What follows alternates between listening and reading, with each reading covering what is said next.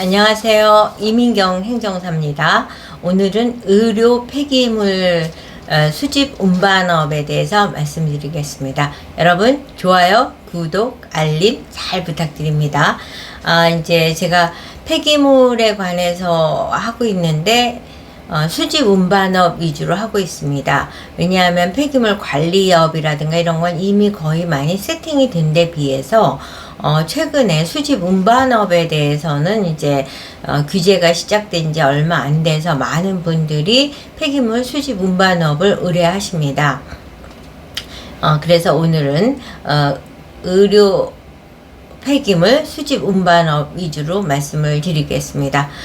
여러분 좋아요, 구독, 알림 잘 부탁드린다는 거 거듭 말씀드리고요.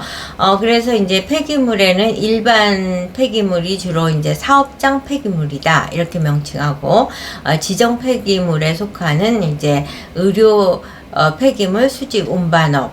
그러니까 이제 과거에는 그냥 트럭을 운영해서 운송업 정도로 하시던 분들이 지금은 폐기물을 수집해서 어딘가 매립을 한다든가 소각을 한다든가 재활용을 한다든가 이런 목적으로 이제 폐기물을 수집을 하고 운반을 할 경우에는 반드시 허가를 받아야 되기 때문에 이제 그냥 화물 트럭이라든가 이런 운송업을 하셨던 분들이 폐기물 수집 운반업을 정식으로 해야 되는 그런 사회적 환경으로 바뀌게 됐습니다. 그래서 사실 폐기물 수집 운반업의 의뢰가 최근에 이민경 행정사 사무실의 효도 상품이다 라고 해도 과언이 아닐 정도로 많은 분들이 의뢰를 해주고 계십니다.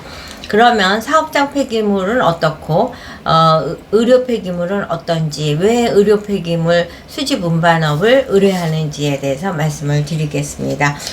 이제 지금 그 세계 시장에서도 의료 폐기물의 시장은 아주 급팽창을 하고 있어서 2025년 현재 317억 달러 규모인데 2035년에는 629억 달러 규모로 신장이 될 것이다. 이런 이제 전망이 나올 정도로 의료 폐기물 시장은 급성장을 하고 있습니다. 그러면 의료 폐기물과 사업장 폐기물의 차이를 통해서 의료 폐기물이 과연 무엇인지, 의료 폐기물이라는 것은 명칭에서 말씀드리듯이 그 의료기관이라든가 그러니까 그 환자들을 처치하는 과정에서 동물도 마찬가지겠죠. 처치하는 과정에서 발생되는 각종 폐기물을 의료 폐기물이라고 명칭을 하게 됩니다. 그 소관기관은 사업장 폐기물은 시군구에서 하는 데 비해서 의료 폐기물은 지방환경청, 훨씬 더 전문가들이 심사를 하고 검토를 한다. 이렇게 이해를 하시면 되겠죠. 그리고 이제 특히 까다로운 이유가 차량 때문입니다.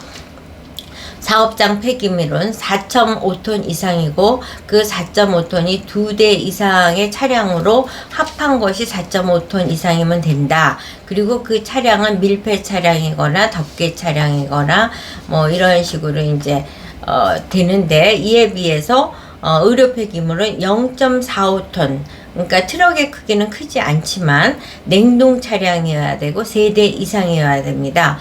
그리고 서울 지역은 5대 이상이고 냉동 차량은 온도에 있어서는 섭씨 4도 이하여야 되고, 그 다음에 소독 장비가 3개 이상, 그러니까 전동식 2개, 수동식 1개가 구비되어 있어야 되고, 적재함 양쪽에는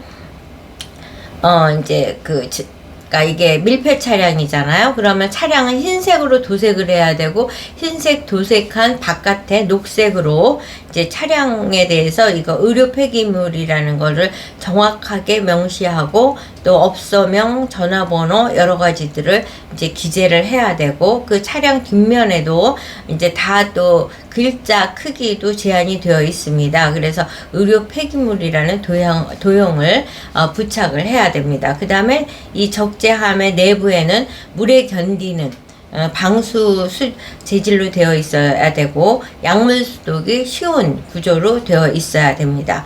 그리고 뿐만 아니라 온도계, 소독약품, 분무기 등 소독 장비가 비치돼야 되죠.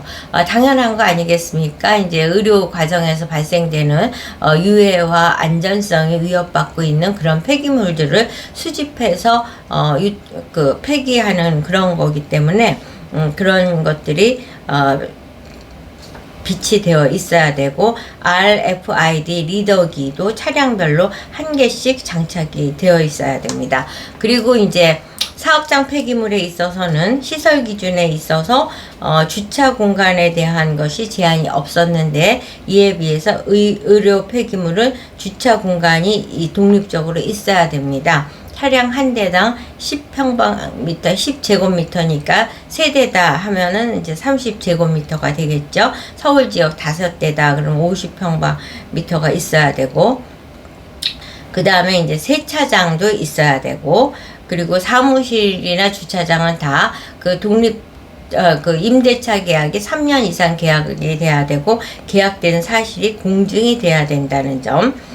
이렇게 이제 굉장히 까다로운 절차를 통해서라도 의료 폐기물을 허가받고자 하는 데는 그만한 이유가 있습니다. 안정적인 수익이 발생된다는 거, 365일 폐기물이 발생이 되죠. 어느 의료기관하고 이제 계약을 맺었다 하면, 이에 비해서 사업장 폐기물은 안정적인 게 아니라 폐기물 수집을 해주세요 라고 연락이 왔을 적에 일이 형성되는 데 비해서 의료 폐기물은 의료기관과 계약을 맺은 이후에는 365일 일이 있다는 거, 그 다음에 진입장벽이 높기 때문에 제한적 경쟁을 하고 있다는 거, 그리고 또 그 단가가 세다는 거, 이것이 이제 의료 폐기물이 지금 말씀드렸듯이 이렇게 어려움에도 불구하고 도전하시는 이유가 될 수 있다고 봅니다.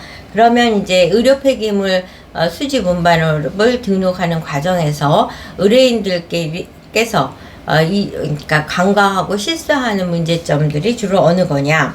차량 명의가 중요합니다. 본인 명의여야 되죠. 그래서 자동차 등록증을 제출하셔야 됩니다.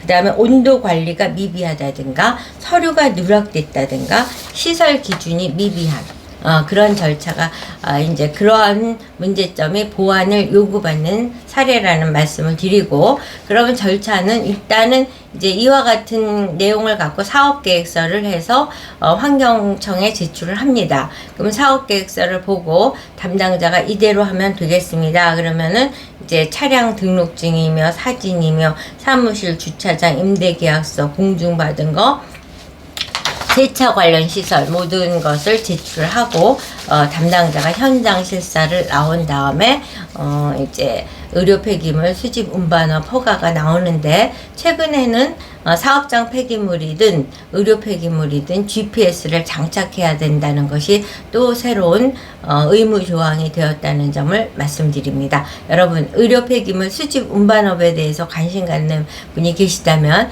이민경 행정사에게 연락 주시면 여러분이 원하시는 허가를 성공적으로 해드릴 수 있다는 점 말씀드리면서 오늘 영상 마치도록 하겠습니다. 여러분, 좋아요, 구독, 알림 잘 부탁드립니다.